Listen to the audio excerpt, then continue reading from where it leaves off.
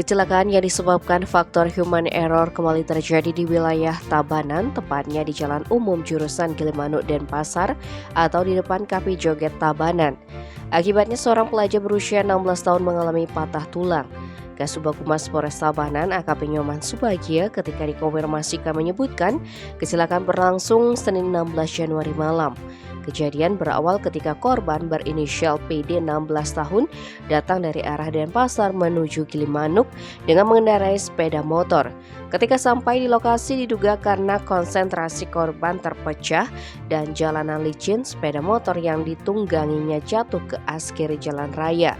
Akibatnya korban mengalami patah tulang kaki dan luka-luka. Korban langsung dilarikan ke RSUD Tabanan menggunakan ambulans milik RSUD, sementara sepeda motor NMAX yang dikendarai korban dalam kondisi rusak dan sudah ditangani pihak Laka Lantas Polres Tabanan. Tim Bali Express melaporkan.